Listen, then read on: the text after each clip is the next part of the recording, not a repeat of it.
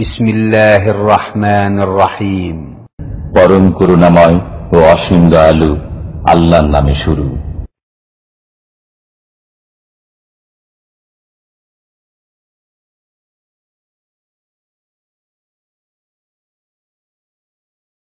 আসসালামু আলাইকুম ওয়া রাহমাতুল্লাহি ওয়া বারাকাতুহু।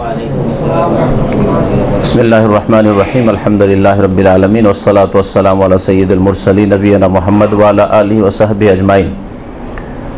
আম্মা বাদ, ফাকাদ ক্বালাল মুআল্লিফ রাহিমাহুল্লাহু তাআলা বাবু কওলিল্লাহি তাআলা ইন্নামা যালিকুমুশ শাইতানু ইখাউফু আউলিয়াআহ ফালা তাখাফুহুম ওয়া খাফুনি ইন কুনতুম মুমিনিন। আল্লাহ পাক রব্বুল আলমিনের যাবতীয় প্রশংসা, যে আল্লাহ পাক রব্বুল আলমিনকে একমাত্র ভয় করা হচ্ছে তৌহিদ,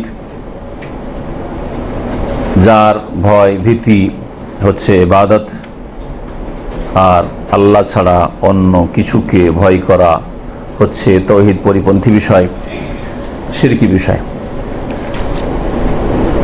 সালাত এবং সালাম নাযিল করেন মুহাম্মদ রাসূলুল্লাহ সাল্লাল্লাহু আলাইহি সাল্লামের উপর, যিনি আল্লাহ পাককে সবচেয়ে বেশি ভয় করেছেন, আল্লাহ পাকের আযাবকে সবচেয়ে বেশি ভয় করেছেন, আল্লাহ পাকের দ্বীন সবচেয়ে সুন্দর করে পালন করেছেন। আমাদের কিতাব তাওহীদের দর্সের বিষয়বস্তু আজকে আল্লাহ পাকের ভয় ভীতি।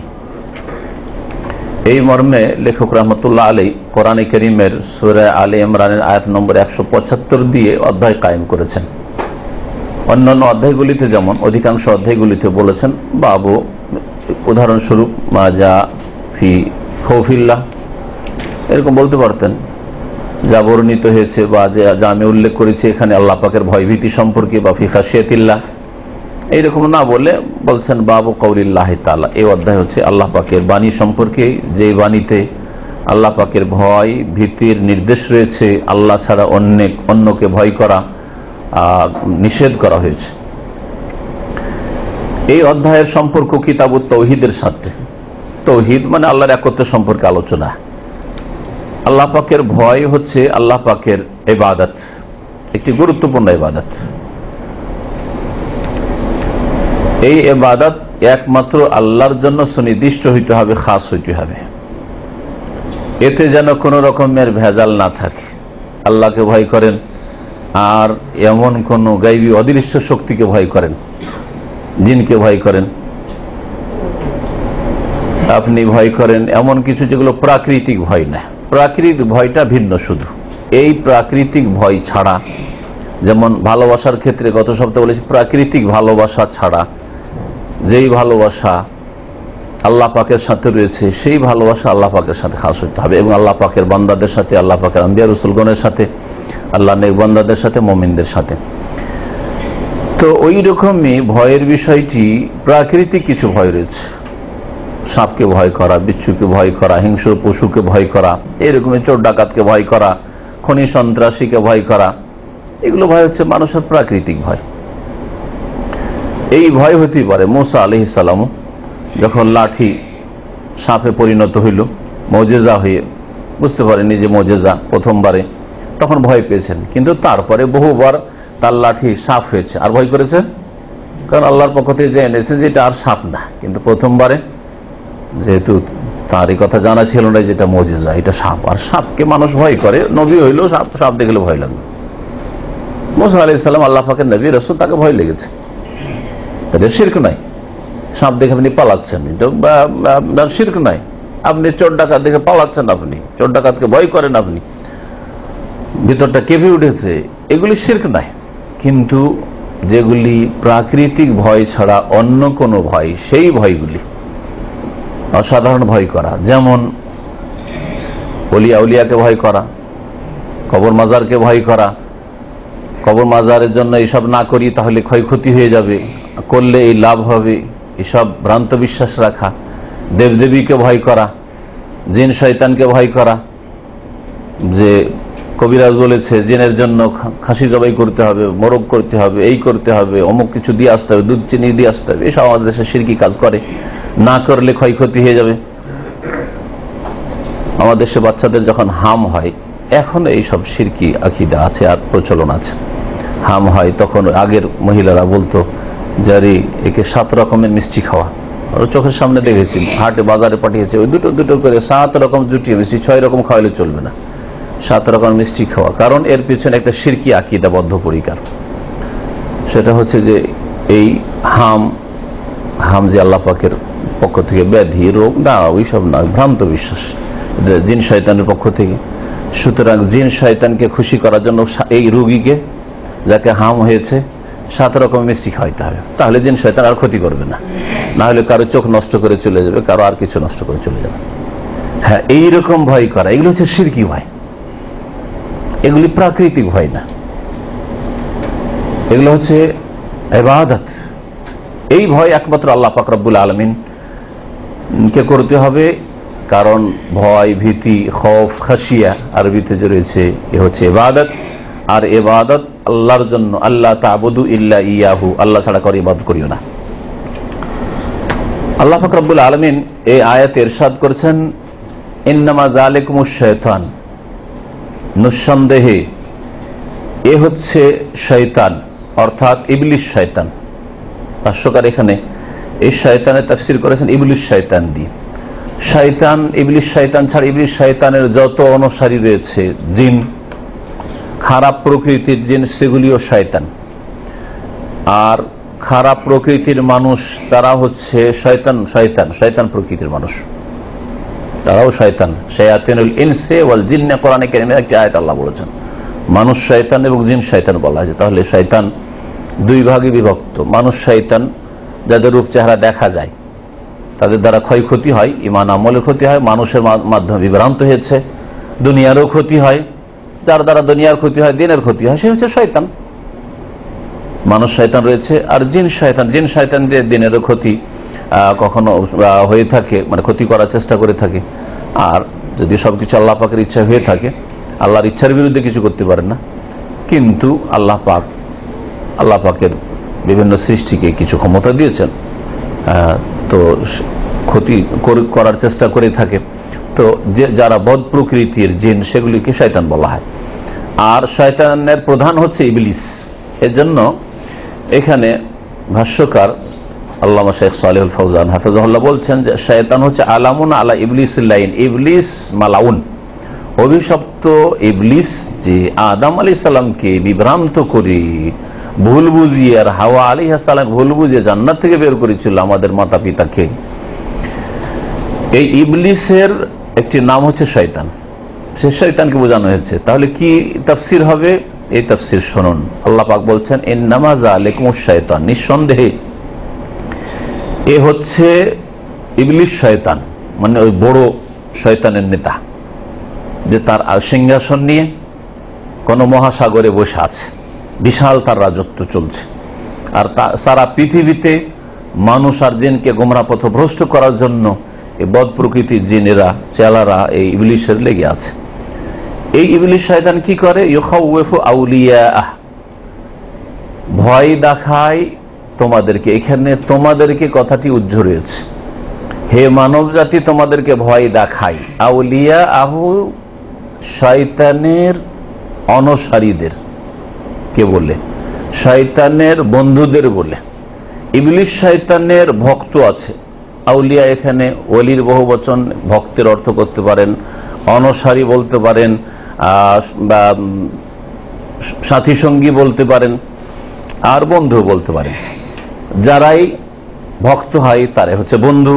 হ্যাঁ, তো শয়তানের বন্ধু, জিন শয়তান, ইবলিস শয়তানের বন্ধু যারা রয়েছে, ইবলিস শয়তানের ভক্ত যারা রয়েছে, চেলা রয়েছে, এদেরকে বলে তোমাদেরকে ভয় দেখায়।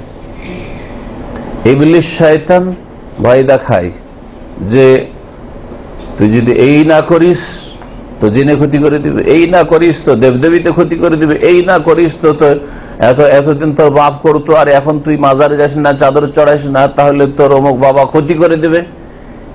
এই ধরনের বিভিন্ন রকমের ভয়গুলি দেখিয়ে থাকে মানুষকে, মুমিনদেরকে। আউলিয়া আহু, ইবলিস শয়তান ভয় দেখিয়ে থাকে তাদের বন্ধুদের বলে, বা তার বন্ধুদের বলে, তার অনুসারীদের বলে, যে আমার অনুসারী রয়েছে জিনের বা শয়তানের, যে অন্তরে অশ্বাসা রয়েছে, এগুলি সামনে এসে তো আর জিন, ইবলিস শয়তান বা ইবলিস শয়তানের চেলারা সামনে এসে তো কখনো এরকম ভয় দেখায় না। কিন্তু শয়তানের ভয় দেখানো হচ্ছে অন্তরে ওয়াসওয়াসা, কুমন্ত্রণা জাগে। তাবিজটা যদি না রাখি তাহলে আমি বাঁচতে পারবো না, তাবিজ না রাখলে এই হবে না সে হবে না, ক্ষয়ক্ষতি হয়ে যাবে। আমার ছেলেটার হাতে এটা যদি পরিয়া না রাখি, বালাটা না পরিয়া রাখি, তাহলে ক্ষয়ক্ষতি হয়ে যাবে। যদি কাজলটায় বাঁকা করে টিপ না দিয়ে এখানে, তাহলে বদনজর লেগে যাবে। তোমাদেরকে ভয় দেখাই তার অনুসারীদেরকে বলে যে এরা ক্ষতি করে দিবে, এই কাজগুলি না করো তাহলে ক্ষতি হয়ে যাবে। এইরকম বহু উদাহরণ দিতে পারেন। আল্লাহ পাক বলছেন, দেখো ইবলিস শয়তান ভয় দেখায় মুমিনদেরকে, মানুষকে ভয় দেখায়। দুর্বল ইমানের মানুষ ইবলিস শয়তানের জালে গ্রেফতার হয়ে যায় না, কখনো গ্রেফতার হবে না। ফালা তাখাফুহুম, এদেরকে ভয় করি না। ইবলিস শয়তানকে ভয় করি না, যে বিশাল সিংহাসন নিয়ে বসে আছে, আর আদম আলাইহিস সালামকে জান্নাত থেকে বের, তাকেও ভয় করিও না, আর তার চেলাদেরকে ভয় করিও না। ফালা তাদেরকে ভয় করিও না। মানুষ শয়তানকে ভয় করিও না, আর জিন শয়তানকে ভয়। মানুষ শয়তান হচ্ছে সাহের, জাদুকর। মানুষ শয়তান হচ্ছে গণক। মানুষ শয়তান হচ্ছে ওঝা, কবিরাজ। মানুষ শয়তান হচ্ছে ভণ্ড পীর, যারা ইমান লুটে। মানুষ শয়তান হচ্ছে বিদাতপন্থী, শিরকি আকীদার প্রচার প্রসার করে যারা। ফালা তাখাফুহুম, তাদের ভয় করিও না। মানুষ শয়তান হচ্ছে জালিম শাসক, যারা অন্যায়ভাবে খুন করে থাকে, অন্যায় অত্যাচার করে থাকে, মানুষের ধন সম্পদ লুটপাট করে থাকে, ইত্যাদি ইত্যাদি, হক নষ্ট করে থাকে। শয়তান ব্যাপক অর্থে বা শয়তানের অনুসারী ব্যাপক অর্থে এখানে ব্যবহৃত হয়েছে। তাদেরকে ভয় করিও না, ওয়াখাফুনি, আমাকে ভয় করো। আজকাল অনেক লোক আছে এই ভয়। একটা হচ্ছে প্রাকৃতিক ভয় বললাম, তাই না? আর একটা ভয়ের উদাহরণ দিচ্ছি। এটা প্রাকৃতিক হবে কি? আপনি দেশে যাচ্ছেন, আর কিছু ইসলামিক সিডি ছিল, ইসলামিক কিতাব ছিল, সব ফেলে দিয়ে চলে যাচ্ছেন। অনেক আমাদের ভাষাভাষীরা তাদের রুম থেকে বেশ কিছু কিতাব এক্সিটে গেছে, সব ফেলে দিয়ে চলে গেছে। বোঝা বেশি হয়েছে সেই জন্য না, বোঝা বেশি হওয়ার কারণে যদি ফেলতো তাহলে কার্গো করে গেছে, পয়সা দিয়ে কার্গো করেছে, অন্য অন্য সব সামান কার্গো করেছে, অন্য কোনো সামান ফেলে যায়নি, কোনো কিছু ফেলে যায়নি। কিন্তু ওই কিতাব ফেলে গেছে, ইসলামিক বই ফেলে গেছে, আর ফেলে গেছে কি সিডি ফেলে গেছে। কেন? বলছে আরে দেশের অবস্থা ভালো না, হ্যাঁ যদি এই নিয়ে যায়, কি বলছে, সিডি নিয়ে যায় ইসলামিক সিডি, তাহলে আমাকে আবার ওই বাংলা ভাই না করে দেয়, হ্যাঁ আমাকে আবার হয়রান না করে, পরেশান না করে। ইসলামিক কিতাব নিয়ে যাব তখন মৌলবাদী না বলে। তাহলে এই ভয়টা কি প্রাকৃতিক ভয়? এটা কি চোর ডাকাতের মতো ভয়? না এটা ওই আর সাপ বিচ্ছুর মতো ভয়? কিসের ভয় এটা? এটা হচ্ছে এমন ভয় যে ইবাদত, আল্লাহকে ভয় করা উচিত ছিল। আল্লাহকে ভয় করি বলে দিন শিখি, হ্যাঁ দিন জানি, সুতরাং আমার ইসলামিক কিতাবের প্রয়োজন রয়েছে, ইসলামিক আলোচনার প্রয়োজন রয়েছে, ইসলামিক ম্যাটেরিয়ালসের প্রয়োজন রয়েছে। না, মানুষকে ভয় করেন আপনি। তাহলে এখানে জালেম শাসককে ভয় করলেন, অথবা যাকেই ভয় করেন আপনি, এগুলি শিরকের অন্তর্ভুক্ত, শিরকের অন্তর্ভুক্ত। এইরকম অনেকে দাড়ি ফেলে যায়। সৌদি আরবে একটু মন মানসিকতা ইসলামিক হয়েছিল, দাড়ি রেখেছিল, আর দেশে যাওয়ার সময় শয়তানরা আবার শয়তানি কথা শোনায়, আরে দেশে দাড়ি নিয়ে চলা যায় না, যে চলছে না রাজত্ব না, দাড়িওয়ালা লোকদের যেখানে সেখানে হয়রান করছে। বাংলাদেশে কত কোটি লোক আছে? হ্যাঁ 16 কোটি, মোটামুটি 16 কোটি লোকের মধ্যে কমের পক্ষে 1 কোটি যদি নাও হয়, ধরলাম না, 50 লাখ তো হবে, হ্যাঁ 50 লাখ তো দাড়িওয়ালা হবে, আরো কিছু কমই হোক, আছে তো দাড়িওয়ালা। তো সবাইকে হয়রান করা হচ্ছে না কিছু 2-4-10টা লোক, ওটা গোটা বাংলাদেশে 10-20টা লোক হয়রানির শিকার হয়েছে? বলেন দেখি, 10-20টা লোক হয়রানির শিকার হয়েছে। কিছু লোক দাড়ি রেখে এমন কাজ করে যেগুলো শরীয়তে মানে যেগুলোর পারমিশন নেই, অনুমতি নেই, হয়তো এরকম কাজ করেছে, তাদের কারণে সন্দেহযুক্ত তাকে একটু হয়রান করেছে, পরেশান করেছে, একটু জিজ্ঞাসাবাদ করেছে, হতে পারে। এতটুকু আপনি কষ্ট করবেন না? আর জান্নাত চান, আপনি ইসলাম চান, ইমান চান। দাড়ি সৌদি আরবে ইমান হেদায়ত হয়েছিল, সৌদি আরবে দাড়ি সৌদি আরবে রেখে চলে গেলেন, বেদিন হয়ে চলে গেলেন। আর দাড়ি না রাখতেন, সেটা এক অপরাধ ছিল। ওর চাইতে বড় অপরাধ হচ্ছে, ওর চাইতে অনেক বড় অপরাধ হচ্ছে যে দাড়ি রাখার পরে দাড়িকে আবার মন্ডন করা। এটা হচ্ছে ইসলাম বিমুখর একটা দিক, ফিরে যাওয়ার একটা দিক, আপনি উল্টো দিকে ফিরে যাচ্ছেন। এই জন্য যারা খারাপ, মানে দাড়ি রাখেও না, তারা একটা দাড়িওয়ালা লোক দাড়ি রেখেছে, তারপরে যদি না রাখে তো তারাও সমালোচনা করে, ঠিক না? তারাও ভালো নজরে দেখে না। তো কাকে ভয় করলেন আপনি যে দাঁড়িয়ে ফেলে চলে গেলেন? আপনি গায়রুল্লাহকে ভয় করলেন। ফালা তাখাফু, এইরকম ভয় করিও না, ওদেরকে ভয় করিও না। ওয়াখাফুনি, আমাকে ভয় করো একমাত্র। ইন কুনতুম মুমিনিন, যদি তোমরা মুমিন হও। তাহলে মুমিন হওয়ার শর্ত হচ্ছে এক আল্লাহকে ভয় করা, আল্লাহ ছাড়া অন্যকে ভয় না করা। এই আয়াতের আগে যে আয়াতগুলি নাযিল হয়েছে এটা উহুদ যুদ্ধের পরে নাযিল হয়েছিল। উহুদ যুদ্ধ 3য় হিজরিতে হয়, আর বদর যুদ্ধ হয়েছিল 2য় হিজরিতে। উহুদ যুদ্ধে যখন সাহাবাই কেরামদের, মুমিনদের কিছু ক্ষয়ক্ষতি হয়ে গেল কাফেরদের হাতে, তখন কাফের নেতাদের সাহস বেড়ে গেল, মক্কার কাফেরদের একটু সাহস বেড়ে গেল। বদরে মার খেয়েছিল, দুর্বল হয়ে পড়েছিল, কিন্তু একটু যেমনই 70 জনকে শহীদ করে দিতে পারলো ওহদে, তার ওদের সাহস বেড়ে গেল। নবী সাল্লাল্লাহু আলাইহি ওয়াসাল্লামের দাঁত শহীদ করে দিতে পারলো, নবী সাল্লাল্লাহু আলাইহি ওয়াসাল্লামের মাথা জখম করে দিতে পারলো, ওদের দাপট বেড়ে গেল। তখন আবু সুফিয়ান কুফরের অবস্থায় ছিল। এই আবু সুফিয়ানের নেতৃত্বে ওহদের যুদ্ধ হয়েছিল। হ্যাঁ, তোমাদের বদলা 70-এর বদল 70কে তোমরা মেরেছ। কোথায়? বদরে। আমরা 70কে মারলাম, কিন্তু আমাদের মন ভরেনি। বদরে মেরেছ, আগামী বছর বদরে। এরকম একটা চ্যালেঞ্জ করে গিয়েছিল। তারপরে ওখান থেকে কাফেররা বলে পাঠিয়েছে, যাও প্রস্তুতি নিচ্ছি, মোহাম্মদকে প্রস্তুত হইতে বলো। বা যে কোনো ভাবে রাসূলুল্লাহ সাল্লাল্লাহু আলাইহি ওয়াসাল্লামের কাছে কিছু লোকেরা, ওই কাফেরদেরই ভক্ত, তারা পৌঁছেছিল যে হ্যাঁ, মক্কায় অনেক বড় সেনাদল প্রস্তুত হচ্ছে মদিনার উপর আক্রমণের জন্য। এই খবর রাসূলুল্লাহ সাল্লাল্লাহু আলাইহি ওয়াসাল্লামের কাছে, সাহাবায়ে কেরামদের কাছে। নবী সাল্লাল্লাহু আলাইহি ওয়াসাল্লাম ভয়ভীত হয়েছিলেন যে হাই কি হবে, এত ক্ষতি হলো সাহাবায়ে কেরামদের উহুদে, এখন যে কি হয়। ভয় পেয়েছিলেন না ভয় পান? সাহাবীরা ভয় করেছিলেন না করেননি? ওই আয়াতটা এর আগের আয়াত রয়েছে, এর আগে যে 2-3-4টা আয়াত রয়েছে, ওই আয়াতগুলিতে এই আলোচনাটা রয়েছে। আল্লাযীনা ক্বালা লাহুমুন নাস ইন্নান নাসা ক্বাদ জামাউ লাকুম। ওই কাফেরদের প্রেরিত চেলারা বলেছিল, ইন্নান নাসা ক্বাদ জামাউ লাকুম, মক্কার লোকেরা তোমাদের জন্য বড় একটা সেনা দল প্রস্তুত করেছে।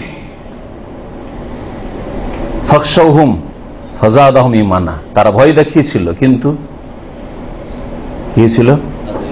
তাদের ঈমান আরো বৃদ্ধি হয়েছিল, বেড়ে গেছিল। সুযোগ, এই কাফেরদেরকে জাহান্নামের ইন্ধন বানাবার একটা সুযোগ, কাফেরদেরকে একটা শিক্ষা দেওয়ার সুযোগ আল্লাহ পাক আরেক জিহাদের সুযোগ করে দিয়েছেন। ফাযাদাহুম ওয়াকালু, আর তারা বলেছিলেন, নবী সাল্লাল্লাহু আলাইহি ওয়াসাল্লাম, সাহাবায়ে কেরামরা সকলেই, যার কাছে এই সংবাদ পৌঁছেছে, হাসবুনাল্লাহ, আমাদের জন্য আল্লাহ পাক যথেষ্ট, ওয়া নি'মাল ওয়াকিল, তিনি সর্বোত্তম কর্মবিধায়ক, সর্বোত্তম অভিভাবক, ওকিল। তারপরে এই আয়াতে বলা হয়েছে যে এই যে ভয় যারা দেখাচ্ছে, ইন্নামা যালিকুম, এরা হচ্ছে শয়তান। যারা ভয় দেখাতেছে কাফেরদের তরফ থেকে, কুফরি শক্তি, এরা হচ্ছে শয়তান। ইউখাউফু আউলিয়া, তারা তো হে নবী, হে নবীর সাথীরা, সাহাবায়ে কেরামরা, তোমাদেরকে ভয় দেখায় তাদের অনুসারীদের, ভক্তদের, তাদের সেনা দলে, যে আমরা প্রস্তুত হয়ে আসছি, এবার বদরে প্রতিশোধ নেব। ফালা তাখাফুহুম, এই মক্কার কাফের মুশরিকদেরকে ভয় করিও না। এটা হচ্ছে আসল প্রসঙ্গ আয়াতের। কিন্তু আয়াতের কোন একটা প্রসঙ্গ থাকলে, কোন একটা শানে নুজুল থাকলে তাতেই সীমিত থাকে না। যদি তাতে অর্থের ব্যাপকতা থাকে, তাহলে এই ব্যাপকতার মধ্যে যত কিছু শামিল হবে সবকিছু শামিল।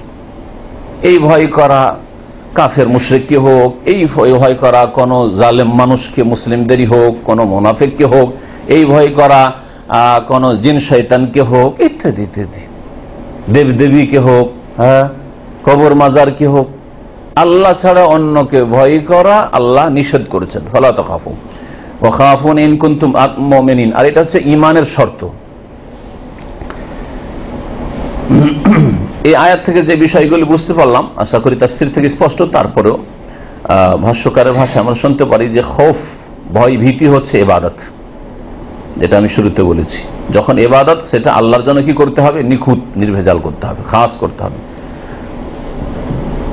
যখন ভয় ভীতি হচ্ছে ইবাদত, তাহলে সেটা আল্লাহর জন্য যেমন খাস করতে, আল্লাহ ছাড়া অন্যকে দেওয়া, তাহলে কি হয়ে যাবে?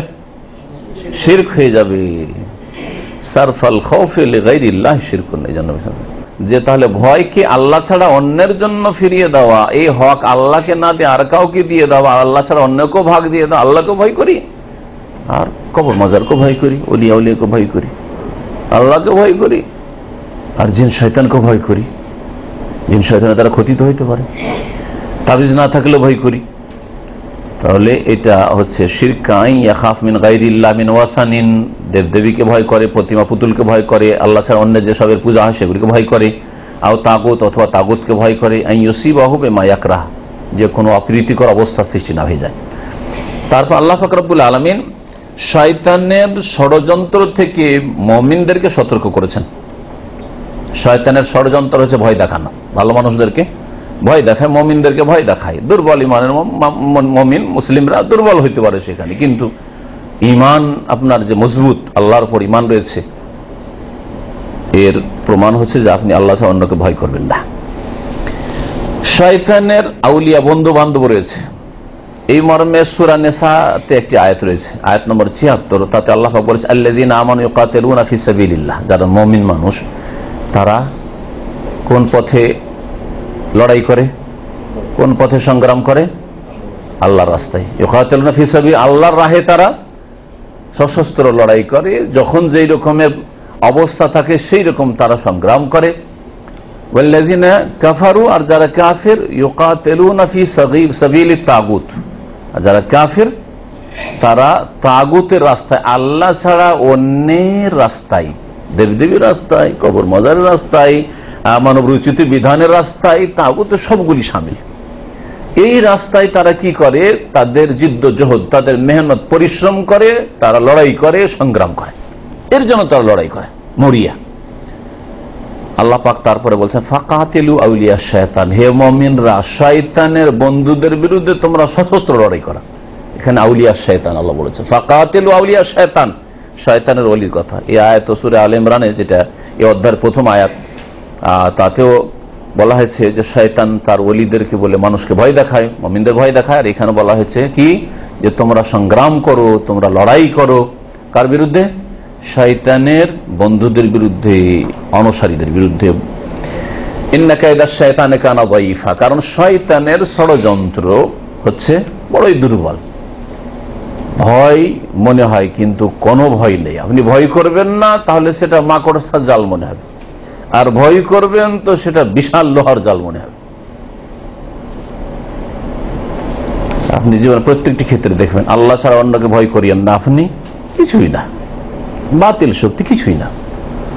কিন্তু আল্লাহ ছাড়া অন্যকে ভয় করেন, আরে দেশে আমি একাই, গ্রামে একাই, আমি তাওহীদ সুন্নাতের কথা বললে সবাই শত্রু হয়ে যাবে, তাহলে সেটাই একেবারে বড় শক্ত জাল হয়ে যাবে, বাধা হয়ে যাবে হক প্রচার করতে আর হক প্রতিষ্ঠা করতে। কিন্তু যদি আপনি আল্লাহর সত্যি আল্লাহর জন্য ইবাদতকে খাস করেন, আল্লাহকে ভয় করেন, আর আল্লাহর জন্য ইখলাস থাকে যে আল্লাহর দ্বীনের জন্য কাজ করছে, দুনিয়ার স্বার্থের জন্য, তাহলে মাকড়সার জাল, মাকড়সার জালকে কেউ ভয় করে না, যতই মাকড়সার জাল থাকে।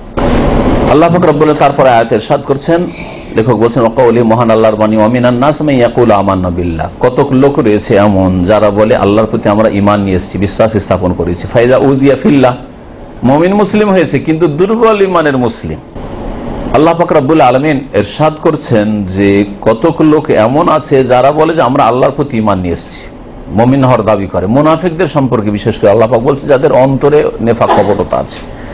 আর এইরকমই হচ্ছে দুর্বল ইমানের মানুষরা। দুর্বল ইমানটাও একটা মুনাফিকের লক্ষণ।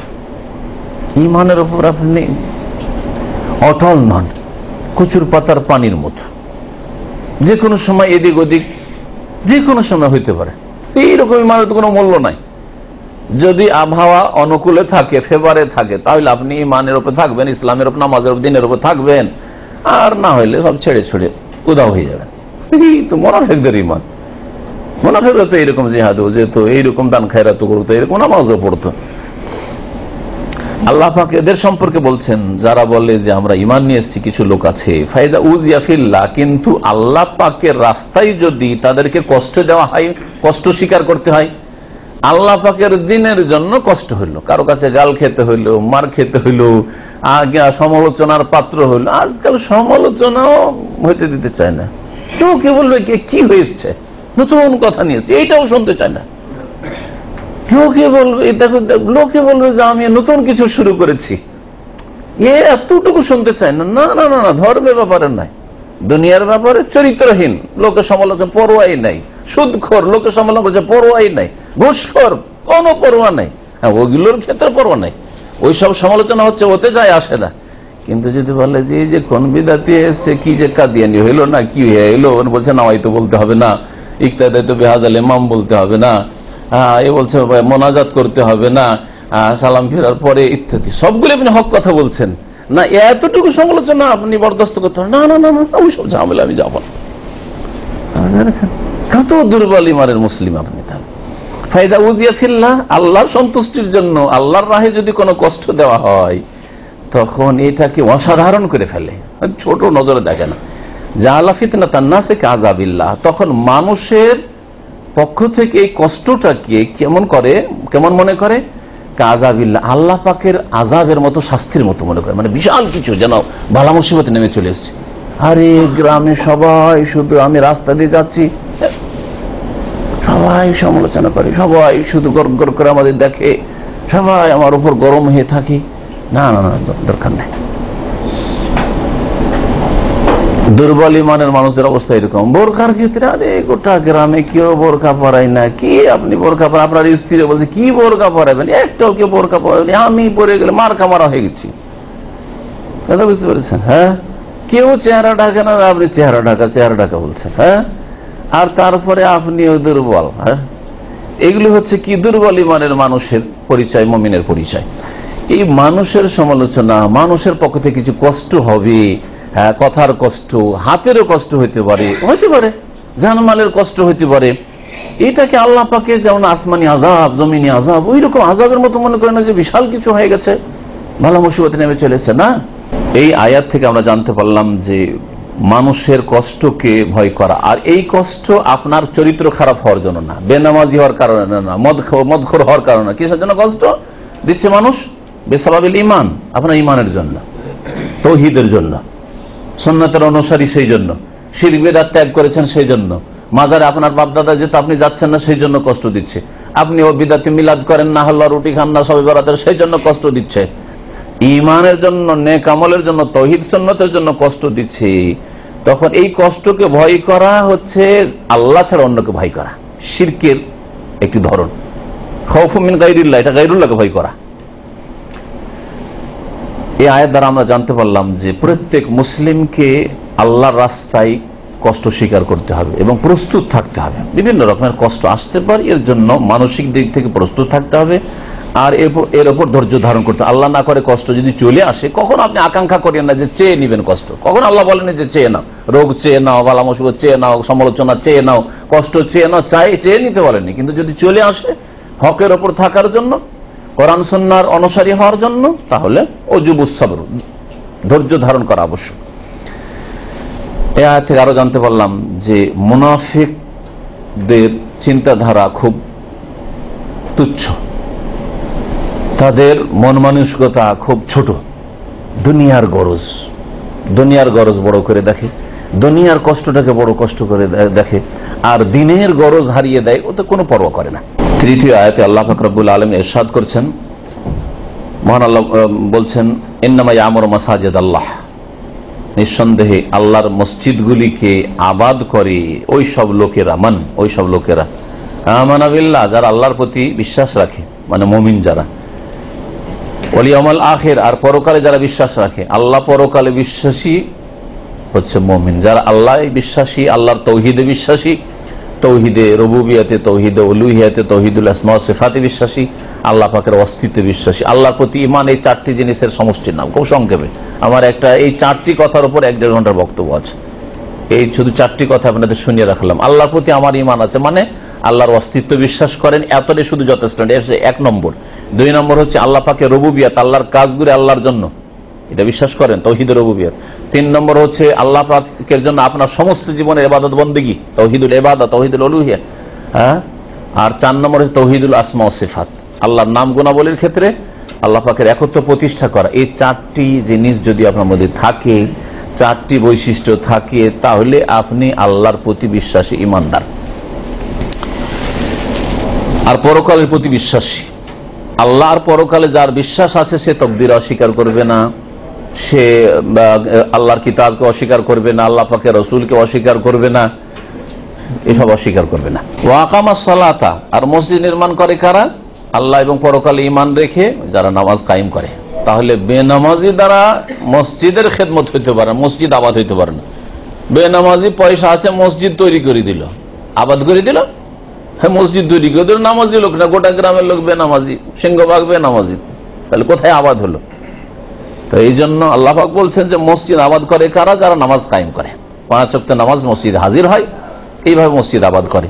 ওয়াতাজ যাকাত, আর যাকাত যারা প্রদান করে তারা মসজিদ আবাদ করে। যে যাকাত দেবে নিয়মিত প্রতি বছর, আর প্রত্যেকটা ধন সম্পদের যাতে আল্লাহ যাকাত ফরজ করেছেন, সে আল্লাহর ভয় যদি যাকাত দিয়ে থাকে, লোক দেখানো নয়, তাহলে সে মসজিদকে অনাবাদ ছেড়ে দেবে না, মসজিদকে বিরান করে দিবে না, মসজিদে নামাজ পড়তে যাবে না, এমন হবে নামাজ পড়েছে। ওয়ালাম ইয়াখশা ইল্লাল্লাহ, এবং তারা একমাত্র আল্লাহকে ভয় করে, আল্লাহ ছাড়া কাউকে ভয় করে না। তার এখানে ভয় একমাত্র আল্লাহকে করতে হবে, আল্লাহ ছাড়া অন্যকে ভয় করা যাবে না, এই বিষয়টি আল্লাহ পাক উল্লেখ করেছেন সূরা তওবার আয়াত নম্বর 18, তার শেষ অংশটুকু আয়াতের আল্লাহ পাক বলছেন ফাআসা উলাইকা আন ইয়াকুনু মিনাল মুহতাদিন, এই লোকেরা যারা আল্লাহ পরকালে বিশ্বাসী, যারা নামাজ কায়েম করে, যারা যাকাত দেয়, আর একমাত্র আল্লাহকে ভয় করে, এরাই হচ্ছে আশা করা যায় যে হেদায়াত প্রাপ্ত, এরাই হচ্ছে সরল পথের উপর প্রতিষ্ঠিত, এরাই হচ্ছে জান্নাতের পথিক, জান্নাতের রাস্তায় মুহতাদিন, এরাই হচ্ছে হেদায়াতের পথ। এই আয়াতে ইয়ামরু শব্দটি ব্যবহৃত হয়েছে। আমি অনুবাদ কি করলাম? যারা কি করে মসজিদ আল্লাহর মসজিদ কারা আবাদ করে, আবাদ করা বললাম না, আমারা ইয়ামরু মানে আবাদ করা। আবাদ করা মানে কি? আবাদ করা হচ্ছে 2 রকম। একটা হচ্ছে বাহ্যিক আবাদ করা, হ্যাঁ, ইমারাতুন হিসিয়া, অনুভূত আবাদ বা বাহ্যিক আবাদ করা। আর এটা হচ্ছে ইমারাতুন মানবিয়া, আভ্যন্তরীণ দিক থেকে আবাদ করা। এই দুটোই এতে শামিল রয়েছে। তবে দুটোর মধ্যে সবচেয়ে বেশি গুরুত্বপূর্ণ হচ্ছে আভ্যন্তরীণ আবাদ। বাহ্যিক আবাদ করা হচ্ছে মসজিদ তৈরি করা, পয়সা আছে, মসজিদ একটা তৈরি করে দিলেন, বা মসজিদ তৈরি করে আপনি দান খায়রাত করে দিলেন, মসজিদে কিছু একটা আর্থিক আপনার অংশ থাকলো, এটা হচ্ছে বাহ্যিক আবাদ করা। আর আভ্যন্তরীণ আবাদ করা সেটাই হচ্ছে ইমারাতুন হাকিকিয়া, সত্যিকার অর্থে আবাদ করা। এটা হচ্ছে মসজিদে 5 ওয়াক্ত সালাত আদায় করা, মসজিদের হক আদায় করা, যাতে করে মসজিদ বিরান হয়ে না পড়ে থাকে, মসজিদ বন্ধ না থাকে, মসজিদে ঠিক সময় আজান হয় না এমন না হয়, হ্যাঁ, জামাত হয় না, 1-2 লোক এসে অপেক্ষা করে, লোকজন এলো না, একাই নামাজ পড়ে চলে যেতে হয়। যেমন আমাদের দেশে বহু মসজিদ এরকম আছে, লোকজন নাই, যে যা আসছে পড়ে চলে যাচ্ছে, না ইমাম, না মুয়াজ্জিন, না জামাত, লোকজন নাই। পয়সা ছিল, ধনী গ্রাম, পাকা মসজিদ তৈরি। অধিকাংশ মসজিদগুলির অবস্থা আজকাল আমাদের দেশে এরকম। এটি কিয়ামতের লক্ষণ, কিয়ামতের লক্ষণ যে মসজিদ তো সব পাকা হয়ে যাবে, কিন্তু হিদায়াত থাকবে না, ইবাদত থাকবে না, নামাজ থাকবে না। আজকে দেখেন মুসলিমরা, মুসলিম মানে সুবহানাল্লাহিল আযীম, পরিসংখ্যান হচ্ছে যে 98 জন বেনামাজি, মাত্র শতকরা 2 জন নামাজ পড়ে 5 ওয়াক্ত। 5 ওয়াক্ত মসজিদ আবাদ করে মাত্র শতকরা 2 জন মুসলিম আজকে। তো মসজিদ আবাদ করা 2 রকম। মসজিদ আবাদ কারা করে? আল্লাহ পাক বললেন যারা আল্লাহর প্রতি বিশ্বাসী, তার মানে মুসলিম মুমিনরা আবাদ করে। তো আভ্যন্তরীণ আবাদ যেটা, অর্থাৎ ইবাদত বন্দেগীর মাধ্যমে হিন্দু মসজিদে নামাজ পড়তে আসবে না, ইহুদি নাসারা মসজিদে নামাজ পড়তে আসবে না। আসবে কি? অন্য কোন ধর্মাবলম্বী মসজিদে নামাজ পড়ার জন্য আসবে না, আবাদ করবে না। কে মসজিদের আবাদ করবে? যারা আল্লাহ পরকালে বিশ্বাসী, যারা নামাজ কায়েম করে, যাকাত দেয়, মানে মুমিন মুসলিমরা। এটা হচ্ছে আসল আবাদ করা। মসজিদ বানিয়ে রেখে দিলে আবাদ হয় না। এই ক্ষেত্রে কোনো দ্বিমত নাই এই ব্যাখ্যায়। আর দ্বিতীয় যেটা ব্যাখ্যা, মানে বাহ্যিক আবাদ করা, বাহ্যিক আবাদ করার মসজিদ নির্মাণ করা। তাহলে এই আয়াত থেকে কি অর্থ বেরোবে যে মসজিদ কারা নির্মাণ করে বা করবে?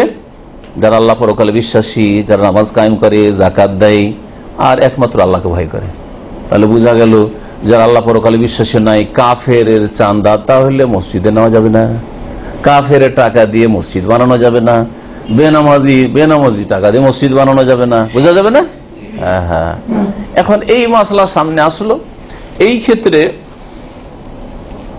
বিভিন্ন তাহকিক গবেষণাতে দেখলাম যে বিষয়টিতে দ্বিমত রয়েছে। কিছু ওলামারা জায়েজ করেছেন যদি চাঁদা নেওয়া যায়, এই রকম চাঁদা যে মুসলিমরা হয়তো অভাবী, মসজিদ পুরোপুরি করতে পারছে না, অমুসলিম স্বেচ্ছায় দান করতে চাইছে, কিন্তু অমুসলিমের কাফের কোনো নেতৃত্ব থাকবে না মসজিদের ওপর।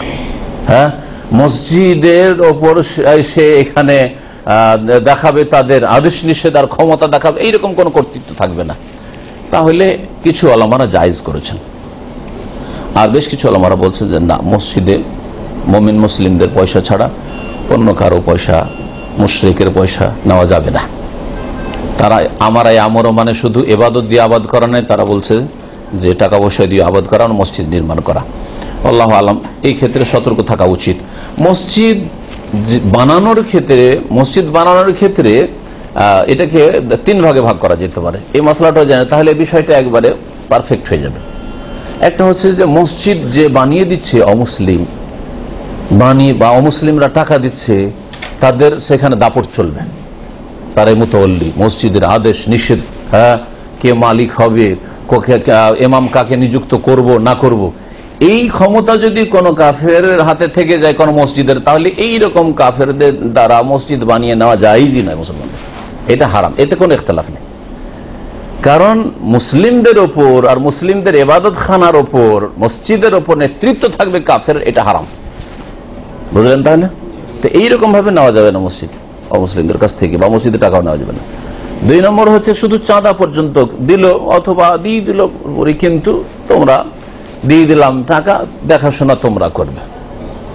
তাহলে এই বিষয়টা দ্বিমত রয়েছে, যে দ্বিমতটা বললাম। কিছু ওলামারা বলছেন যে এটা জায়েজ রয়েছে প্রয়োজনে, আর এটা এই আয়াতের অন্তর্ভুক্ত নয়। তারা তাহলে কি দলিল পেশ করেছে? এই আয়াতের অন্তর্ভুক্ত নয়, তাই আয়াত থেকে বেরিয়ে গেল এই মাসলা। ওরা বলছে যে এটা উপঢৌকনের মতো। নবী সাল্লাল্লাহু আলাইহি ওয়াসাল্লাম বিভিন্ন শাসকরা হাদিয়া পাঠিয়েছেন, উপঢৌকন পাঠিয়েছেন, নিয়েছেন।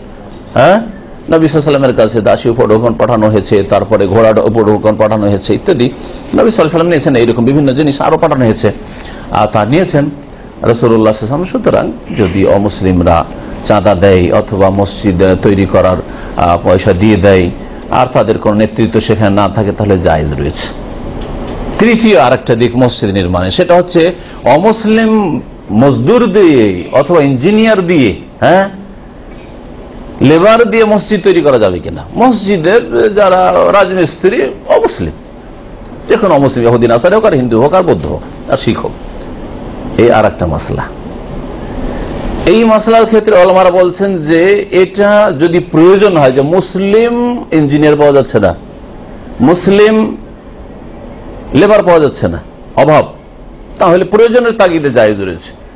কিন্তু যদি প্রয়োজন না থাকে, আলহামদুলিল্লাহ আমাদের মুসলিম ইঞ্জিনিয়ার আছে, মুসলিম লেবার আছে, মুসলিম জনবল আছে, তাহলে কাফের লেবার দিয়ে আর ইঞ্জিনিয়ার দিয়ে প্ল্যান করবেন মসজিদের আর তৈরি করবে, এটা ঠিক নয়, এটাও ঠিক নয়। কারণ এই করতে গিয়ে হতে পারে অসৎ উদ্দেশ্য থাকতে পারে, কোনো কিছু করতে পারে, মসজিদ এমন ভাবে তৈরি করলো যেটা লাস্টিং করলো না, এটা হইতে পারে। অথবা আরো বিভিন্ন দিক হইতে পারে। কোন একটা দেশে আমি সফর করেছিলাম, দেশের নামটা না বলে ভালো হবে, তো ওখানে গিয়ে দেখলাম যে একটা টাওয়ার তৈরি করেছে। সে টাওয়ারটা এমন ভাবে তৈরি করেছে যে দূর থেকে দেখে খ্রিস্টানদের ওই তসলিস, যেটা কি বলা হচ্ছে, ক্রুসের মতো মনে হচ্ছে। মুসলিম দেশে মুসলিমদের টাওয়ার, মালিক মুসলিম, তৈরি করে দিচ্ছে, যেহেতু ছিল অসৎ উদ্দেশ্য মূলক, এই হবিস খ্রিস্টান ইঞ্জিনিয়ার তৈরি করেছে, প্ল্যান তৈরি করে দিয়েছে ক্রুশ। মুসলিম দেশের টাওয়ার, আর পূজা হচ্ছে কার? খ্রিস্টানদের পূজা। এটা একটা নজিরে বললাম। তো এইরকম অসৎ উদ্দেশ্য থাকতে পারে। মসজিদ এমনভাবে তৈরি করলো, কাফেরদের মন্দির অথবা চার্চের সাদৃশ্য মসজিদ তৈরি করে দিল, জায়েজ না। এই জন্য সতর্কতা, যে মুসলিম লেবার দিয়ে আর মুসলিম ইঞ্জিনিয়ার দিয়ে মসজিদ তৈরি করে দিবেন। আল্লাহু আলাম। এই আয়াত থেকে আরো যে বিষয়গুলি জানতে পারলাম আমাদের বিষয়বস্তুর সাথে সম্পর্কিত, মানে আল্লাহকে একমাত্র ভয় করতে হবে, আল্লাহ ছাড়া অন্যকে ভয় করা হচ্ছে শিরক, এরকম ভয়। শিরক যদি কেউ করে, তার সাথে নেক আমল কাজে আসবে না, কারণ মসজিদ নির্মাণ করেছে আর শিরক করেছে, তো কোনো কাজে আসবে? আচ্ছা বলেন, এই ক্ষেত্রে এই হাদিসটা বলি, নবী সাল্লাল্লাহু আলাইহি ওয়াসাল্লাম কি বলেছেন? মান বানা লিল্লাহি মসজিদান, বানাল্লাহু লাহু বাইতান ফিল জান্নাহ, যে আল্লাহর সন্তুষ্টির জন্য মসজিদ তৈরি করবে তার জন্য আল্লাহ জান্নাতে একটা ঘর তৈরি করবেন। হ্যাঁ, তাহলে উদাহরণস্বরূপ যদি কোনো মুসলিম মসজিদ তৈরি করে দেয় তাহলে কি হাদিস ফিট হবে ওর উপর যে জান্নাতের ঘর বানিয়ে দেবে? তার ঈমান নাই, আল্লাহ পরকালে নামাজ নাই, যাকাত নাই, হজ নাই, কিছুতে বিশ্বাস নেই, বিশ্বাসও নেই, আর মসজিদ তৈরি করে দিলে আর বানাল্লাহু লাহু বাইতান ফিল জান্নাহ হয়ে গেল। তাহলে বোঝা গেল যে মানে এই মুমিন মুসলিম হইতে হবে। এইরকম শিরকের অবস্থায় কবর মাজারের শিরকও করে আর মসজিদও বানায়, কোনো কাজে আসবে না। লেখক বা ভাষ্যকার তাই বলছেন, আন্না শিরকা লা ইয়ানফাউ মাহু আমালুন, শিরকের অবস্থায় কোন নেক আমল কাজে আসবে না, ধ্বংস হয়ে যাবে। তারপরে ভাষ্যকার বলছেন যে মসজিদ আবাদ করা আসলে সত্যিকার অর্থে কি, তা কোন বিত্তাত নেক কাজের মাধ্যমে, ওয়াল আমালিস সালিহ নেক আমলের মাধ্যমে মসজিদে নামাজ পড়বেন, মসজিদে কোরআন তেলাওয়াত করবেন, এইভাবে লা বেমুজাররাদিল বিনা, শুধু মসজিদ বানিয়ে দিলে মসজিদ আবাদ হয় না। তারপরে এই আয়াতে উৎসাহিত করা হয়েছে মসজিদ আবাদ করার জন্য হিসিয়ান ও মানবিয়ান, এই যে দুই ভাগে ভাগ করিয়ে দিয়েছে ভাষ্যকার। হিসিয়ান মানে বাহ্যিক মসজিদ আবাদ করা, মানে মসজিদ নির্মাণ করবেন, গ্রামে মসজিদ নেই, মসজিদের প্রয়োজন রয়েছে, ছোট আছে বড় করতে হবে, মসজিদ বানাবেন। আর মানবিয়ান মানে এবাদত বন্দিগির মাধ্যমে 5 ওয়াক্ত নামাজ মসজিদে বা জামাত নামাজ পড়ে মসজিদ আবাদ করবেন। যারা মসজিদে গিয়ে নামাজ পড়ে না তারা তাহলে মসজিদ আবাদ করে না।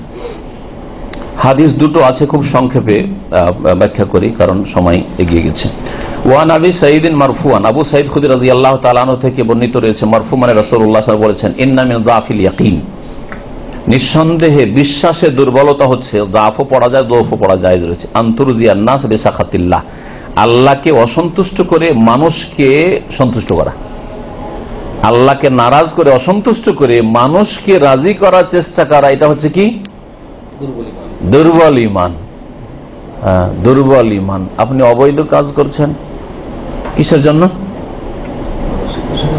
অবৈধ কাজ মানে আল্লাহকে নারাজ করা, তাই না? কিসের জন্য? মানুষকে রাজি করার জন্য। মোদির বস বলছে যে মদের গিলাস নিয়ে ওর সাথে একটু হালকা, যেটা সমাজে হালকা মনে করাচ্ছে, যদিও হালকা নাই, হারাম, বেড়ে সিগারেট এনে দে, ঠিক না? তারপরে সব ঠিক আছে। মোদির বলছে করবো কি, আমার চাকরির ব্যবসা আছে। এটা হচ্ছে মিনজাফিল ইয়াকিন, আপনার ইয়াকিন, ইমান ইয়াকিনের দুর্বলতা, কমজোরি, ইমান কমজোরি, ইমান আপনার, যে মানুষকে রাজি করতে চান আল্লাহকে নারাজ করে। এইরকম যে কোনো ক্ষেত্রে হইতে পারে, যে কোনো ক্ষেত্রে হইতে পারে। দিনের বিধিবিধান পালন করছেন না, কিসের জন্য? ভাই আমি আসলে আজকাল পলিটিক্যাল মানুষ, রাজনীতি করি আর বিভিন্ন রাজনীতিবিদদের সাথে বসতে হয়, সুতরাং ভাই দায়িত্ব রাখা যাচ্ছে না, হ্যাঁ ইত্যাদি। বা ভাই আসলে আমার ওয়াইফের পর্দা করা যাচ্ছে না, কারণ একটু সরকারি স্কুলে চাকরি করে, সেখানে পর্দা করলে আবার জটিলতা আছে। কিসের জন্য? আল্লাহকে নারাজ করে হেজাব বাদ দিলেন, দিনের বিধিবিধান পালন করলেন না, কি জন্য? মানুষকে খুশি করার জন্য, পয়সার জন্য হোক অথবা মানুষের মন জয় করার জন্য হোক, দুনিয়ার কোনো গরজ হাসিল করার জন্য হোক, নেতৃত্বে চড়ার জন্য হোক। ওয়ান তাহমাদাহুম আলা রিজকিল্লাহ, আর দুর্বল ঈমানের পরিচয় আরেকটি হচ্ছে যে আল্লাহ পাক রিজিক দান করেন, আল্লাহ পাক রিজিকের উপর মানুষের প্রশংসা করা। রিজিক দাতা কে? আল্লাহ, কিন্তু প্রশংসা কার করেন? আল্লাহ পাকের প্রশংসা, হামদ ও সানা, ফরজ ওয়াজিব আদায় করেন না, নামাজও পড়েন না, হারাম কাবিরা থেকেও বাঁচেন না, কিন্তু কফিলের প্রশংসা শেষ নাই। এই কফিলের কোম্পানিতে এসে ভালো মানুষ আর ভালো স্যালারি দেয়, ভাগ্যবান হয়ে গেলাম। সব সময় এতেই আপনি ব্যস্ত, প্রশংসায়। আমার এই পেয়েছিলাম, আমার কি বলছে মুদির পেয়েছিলাম, সুপারভাইজার পেয়েছিলাম, ভালো মানুষ। কোথায় আমি টিবয় হয়ে এসেছিলাম, আর কোথায় এসেছিলাম আমি লেবার হয়ে এসেছিলাম, এখন আমি টেকনিশিয়ান হয়ে গেছি। কার দান এটা?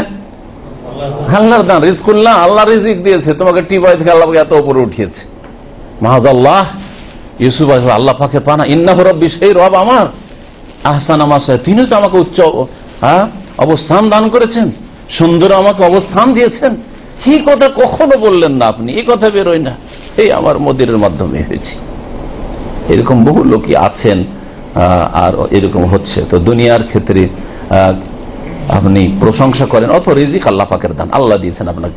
ওয়ান তাজুম্মাহুম আলা মা লাম ইউতিকাল্লাহ, আর আল্লাহ যা দেননি তোমাকে, তোমার ভাগ্যে জুটলো না, ওই মানুষগুলির মাধ্যমে হাসিল হইল না, সেই জন্য সেই মানুষগুলির তুমি কি করতে লাগলে? বদনাম করতে লাগলে। হ্যাঁ, ওদের তখন দোষ ত্রুটি বর্ণনা করতে লাগলে, তাদেরকে তিরস্কার করতে লাগলে বা তাদের বদনাম করতে লাগলে আল্লাহ এই বিষয়ের ওপর মালাম ইউতিক আল্লাহ, যে আল্লাহ পাক দিলেন না। কোন এক জায়গায় আপনার প্রমোশন হতে যাচ্ছিল বা চাকরি হতে যাচ্ছিল, ভিসা লাগতে যাচ্ছিল, লাগলো না। হ্যাঁ, সুযোগ সুবিধা পাচ্ছিলেন, ফ্যাসিলিটি হইল না। হ্যাঁ, তখন দেখলেন যে এটা হইল না কেন, একটু বুঝতে পারলেন যে কিছু লোক আমার খারাপই করেছে, ক্ষয়ক্ষতি করার চেষ্টা করেছে, ব্যাড রিপোর্ট দেওয়ার চেষ্টা করে, যার ফলে আমার প্রমোশন হইল না, এই দুনিয়ার স্বার্থগুলি হাসিল হলো না। তখন ওই লোকদের বদনাম করা শুরু করলে, অথচ আল্লাহ পাক তোমার ভাগ্যে রাখেননি। মালাম ইউতিক আল্লাহ, ভাগ্যে জুড়াইনি ওটা আসলে, কারো মাধ্যমে এটা হওয়ার হয়েছে সেটা আলাদা, কিন্তু আল্লাহ পাকের তাকদীরের প্রতি ঈমান নেই। এই কথা যদি সাথে সাথে মজবুত হয়ে যায় অন্তরে, যে আমার ভাগ্যে রাখেনি, সুতরাং হা হুতাশ করার কি আছে, আফসোস করার কি আছে, আলহামদুলিল্লাহ ক্ষতি যার দ্বারা হয়েছে হয়েছে। আল্লাহর, আপনি বলতে পারেন আল্লাহ পাক বিচার করুক, অথবা আপনি মাফও করতে পারেন, কিন্তু কথা হচ্ছে যে আপনি বলবেন যে আল্লাহ আমার ভাগ্যে রাখেনি, এতে মনের শান্তি হবে। কিন্তু এই ব্যাটারে, এই আমার ক্ষতি করেছে, এ আমার রুজি ধ্বংস করেছে, এ আমার চাকরি খেয়েছে, একে পেলে দেখবো, এছাড়া আর আল্লাহ পাকের তকদিরের কথা কখনো আপনার কথায় আসলো না, ভাষায় আসলো না, আর অন্তরে আসলো না।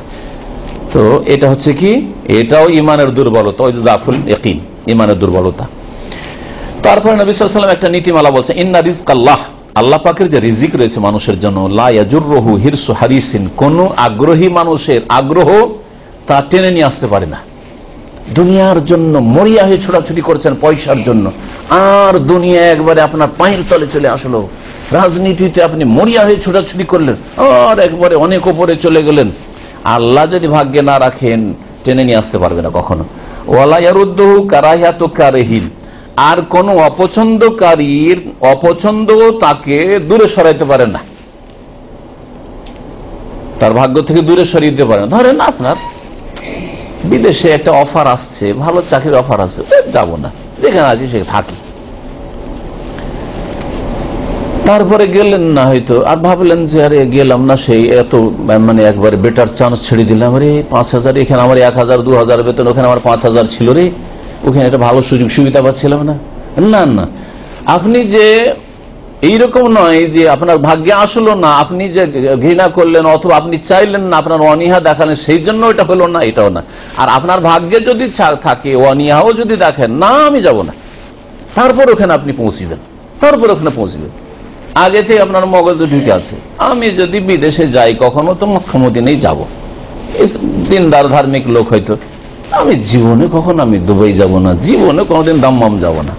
কিন্তু রুজি আপনার ওই দাম্মামে আছে, রুজি আপনার মক্কা মদিনা নেই, সারা জীবন বলছেন না যাবই না। এমন হয়ে গেল মানে আপনার পারিপার্শ্বিক অবস্থা যে আপনি চান আর না চান, এতদিন বলেন যাবো না, কিন্তু এসে ওখানেই পৌঁছেছে। শুধু রিজিক, টাকা পয়সার ক্ষেত্রে, বিয়ের ক্ষেত্রে কত লোক আছে ওই পরিবারে বিয়েই করবো না, আমি এই বংশে বিয়েই করবো না, দেখা গেছে ওখানে বিয়ে হয়েছে। ওয়ালা ইয়ারুদ্দুহু কারাহিয়াতু কারিহিন, কোন অপছন্দকারীর অপছন্দ ভাগ্যকে রদ করতে পারে না, খণ্ডন করতে পারে না। আমি বলছেন আমি যাব না ওখানে, এটা করব না, এটা খাবো না, এটা হইতে পারে না। যেটা ভাগ্যে আছে ওটা হবে। এই হাদিস থেকে বোঝা যায় যে আল্লাহ পাক রব্বুল আলামিনের ভরসা রাখতে হবে এবং আল্লাহ পাকের কাছে রিজিক চাইতে হবে, আল্লাহকে ভয় করতে হবে। এই হাদিস দ্বারা বোঝা গেল যে আল্লাহ পাকের ফয়সালা যেটা সেটাই হয়ে থাকে, আর তকদির আল্লাহর পক্ষ থেকে লিখিত রয়েছে। তারপর আল্লাহ পাক কর্ম করতে বলেছেন, কারণ কর্মহীন আল্লাহ থাকতে বলেননি। কর্ম আমার কাজ, আর তকদিরের ফয়সালা আল্লাহ পাক রব্বুল আলামিনের কাজ। তারপরে দুনিয়ার যে সব উপায় উপকরণ রয়েছে এগুলির উপর ভরসা করবেন, আল্লাহর উপর ভরসা করবেন, আর আল্লাহ পাকের সন্তুষ্টিকে মানুষের সন্তুষ্টির উপর প্রাধান্য দেবেন। আল্লাহকে রাজি করেন, মানুষকে আল্লাহ পাক রাজি করে দেবেন। এই মর্মে শেষ হাদিস আয়েশা রাদিয়াল্লাহু তাআলা আনহা থেকে বর্ণিত, বলছেন যে আন্না রাসূলুল্লাহ সাল্লাল্লাহু আলাইহি ওয়াসাল্লাম রাসূলুল্লাহ সাল্লাল্লাহু আলাইহি ওয়াসাল্লাম বলেছেন, মান ইলতামাসা রিদাল্লাহি বিসাখাতিন নাস, যারা আল্লাহ পাকের সন্তুষ্টি তলাশ করলো মানুষকে অসন্তুষ্ট করে, মানুষ নারাজ হোক কিন্তু আল্লাহকে রাজি করলো, রাজি আল্লাহ আনহু, আল্লাহ রাজি হয়ে যাবেন, কারণ আল্লাহকে রাজি করতে চেয়েছে। ও আরদা আনহু নাস, আর মানুষকেও আল্লাহ খুশি করে দেবেন, অর্থাৎ মানুষের দ্বারা কোনো ক্ষতি হবে না। ওমানিল তামাসা রেজান নাস, আর যারা মানুষের সন্তুষ্টি তলাশ করলো, বেসাখাতিল আল্লাহকে অসন্তুষ্ট করে, আল্লাহকে অসন্তুষ্ট করে মানুষকে সন্তুষ্ট করলো। স্বামী স্ত্রীর ক্ষেত্রে এরকম উদাহরণ নিতে পারেন স্বামী হচ্ছে বদচরিত্র, নামাজ পড়তে হবে না, ওই পর্দা করতে হবে না, মহিলা পর্দা করতে চাইছিল, মহিলা নামাজ পড়তে চাইছিল, নামাজ পড়তে উঠলো না, থেকে গেল, উঠলো না। তাহলে কি করলো? আল্লাহকে নারাজ করে স্বামীকে রাজি করতে চাইলো। এই স্বামীর সাথে কোনোদিন সুখ হবে না। একটা উদাহরণ দিলাম, বাকি এটা আপনি মুদিরের সাথে, কফিলের সাথে, আপনি কোন শাসকের সাথে, যার সাথে আপনি মিনিয়ে নেন। সাখেত আল্লাহ আলাইহি, যদি মানুষকে রাজি করেন আল্লাহকে অসন্তুষ্ট করে, এই চেষ্টা করেন, আল্লাহ অসন্তুষ্ট হয়ে যাবেন। ও আসখাতা আলাইহিন নাস, আর মানুষকেও আল্লাহ পাক এমন ভাবে অসন্তুষ্ট করে দেবেন যে গরজ করেছেন গরজও পুরা হইল না। রাওয়াহু ইবনে হিব্বান ফি সহিহ, ইমাম ইবনে হিব্বান রাহমাতুল্লাহ আলাইহি তার সহিহ ইবনে হিব্বানে এই হাদিসটি বর্ণনা করেছেন। আগের হাদিসটি বলা হয়নি কোথায় রয়েছে, আগের হাদিসটি তাবরানীতে রয়েছে, আর আবু নুআইমে রয়েছে, বাইহাকিতে রয়েছে। এই হাদিস থেকে বুঝতে পারলাম যে আল্লাহ পাককে ভয় করা আবশ্যক এবং আল্লাহ পাকের সন্তুষ্টিকে প্রাধান্য দিতে হবে সবার সন্তুষ্টির ওপর। আর তারপরে যারা মানুষকে সন্তুষ্ট করে আল্লাহকে অসন্তুষ্ট করে, তাদের জন্য শাস্তি রয়েছে, তারা বঞ্চিত হবে, তাদের আশা পূরণ হবে না। আল্লাহর উপর আস্থা ভরসা করা আবশ্যক এবং আল্লাহ পাকের সন্তুষ্টিকে কেউ যদি অগ্রাধিকার দেয় তাহলে তার সুন্দর পরিণাম রয়েছে, সে ভাগ্যবান হবে। এবং যদি কোনো মানুষ এর বিপরীত মানুষকে সন্তুষ্ট করে আল্লাহকে নারাজ করে, তাহলে তার কুপরিণাম রয়েছে, তার জন্য সর্বনাশ রয়েছে। আর এই হাদিস থেকে আরো জানতে পারলাম যে বান্দার অন্তর আল্লাহ পাকের হাতে। যে মুদিরকে, যে নেতাকে, যে মন্ত্রীকে আপনি খুশি করতে চেয়েছিলেন, যে অফিসারকে আপনি খুশি করতে চেয়েছিলেন, আল্লাহ ওর অন্তরকে এমন ভাবে ফিরিয়ে দিলেন যে ওর দ্বারাই ক্ষতি হয়ে গেল। যার কাছে বড় আশা করে বসে তার দ্বারাই ক্ষতি হয়ে গেল।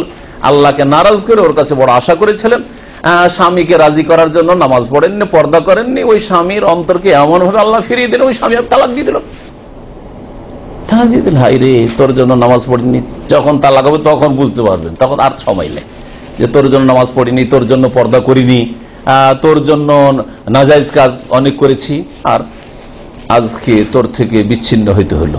হ্যাঁ, তো এইভাবে ক্ষয়ক্ষতি হবে সব লোকদের যারা দুনিয়াদার, দুনিয়াকে কামড়ে ধরে, আখিরাত ও দুনিয়াকে প্রাধান্য দিয়ে থাকে। আল্লাহ পাক রব্বুল আলামিন যেন দিন বুঝার তৌফিক দান করেন, তাওহীদ বুঝার তৌফিক দান করেন, সুন্নাতের অনুসারী হওয়ার তৌফিক দান করেন। ও সাল্লাল্লাহু আলা নবিয়িনা মুহাম্মদ ওয়া আলা আলিহি ওয়া সাহবিহি।